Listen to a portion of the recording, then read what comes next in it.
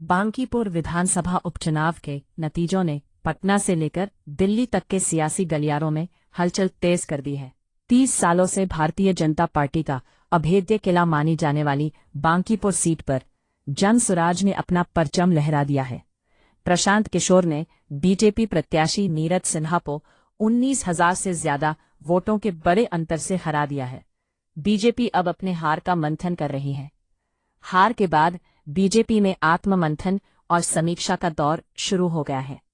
हालांकि बीजेपी ने जनसुराज पर आक्रामक हमला बोलते हुए गंभीर आरोप लगाए हैं। बीजेपी नेताओं का कहना है कि जनसुराज और प्रशांत किशोर ने भ्रामक दावों, व्यक्तिगत छींटाकशी और गुमराह करने वाली भाषा का इस्तेमाल करके ये चुनाव जीता है। 30 साल बाद बीजेपी के गढ़ में लगी इस सेंध के बाद अब सवाल उठ रहे हैं कि क्या बिहार की राजनीति में पारंपरिक समीकरण बदल रहे हैं। बांकीपुर के इस जनादेश के आगे क्या मायने निकलेंगे, इस पर हमारी पैनी नजर बनी रहेगी।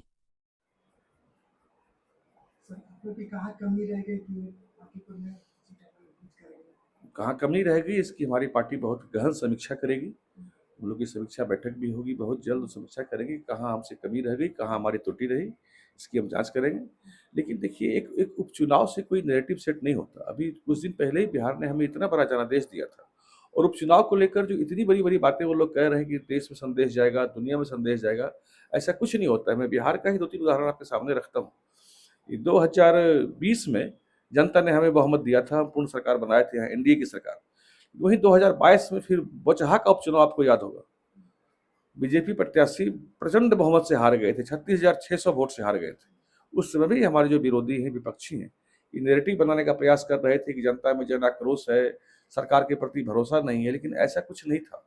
क्योंकि उपचुनाव में जनता जानती है कि इससे सरकार की सेहत पे कोई फर्क नहीं पड़ने वाला। कि 2025 में आम चुनाव हुए, जनता ने हमें प्रचंड बहुमत दिया। 2009 में 17 उपचुनाव हुए थे, 17 में 12 में हम हार गए थे। वहाँ भी विरोधी दुष्प्रचार कर रहे थे कि सरकार का भरोसा खत्म हो गया, जनता में अब सरकार के प्रति भरोसा नहीं रहा। लेकिन 2010 में जब फिर से आम चुनाव हुआ, तो सबके सब सीट को हम बड़े शानदार तरीके से जीतने का काम किए और फिर से प्रचंड बहुमत से सरकार बनाए। तो उपचुनाव से कोई सेट नहीं होता है इतनी बड़ी दूर तक की बात जाए।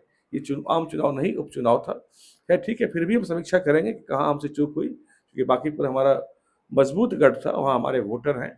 इसमें एक कारण और भी रहा कि आरजेडी ने गुप्त समझौता किया प्रशांत किशोर के साथ और अपना पूरा का पूरा वोट ट्रांसफर करवा दिया उधर।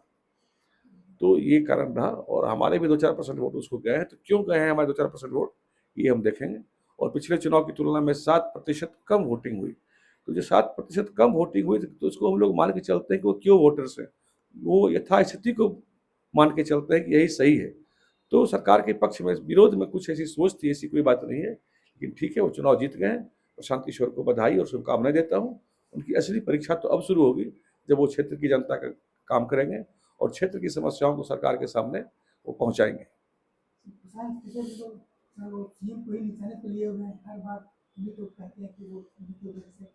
नहीं, देखिए, ये रेफरेंडम का चुनाव ये बिल्कुल नहीं हो सकता। एक इतने कम प्रतिशत का चुनाव हुआ, 34% मात्र वोट पड़े वहाँ पर। इसको अब पूरे बिहार का रेफरेंडम बनाएंगे तो ये लोकतंत्र का अपमान है। और प्रशांत किशोर जी अभी से ही लोकतंत्र का अपमान करना शुरू कर दिए हैं। ये बिल्कुल बाकी पूरी की जनता, प्रशांत किशोर स्वयं कह रहे हैं कि इससे सरकार की सेहत पर फर्क नहीं पड़ेगा।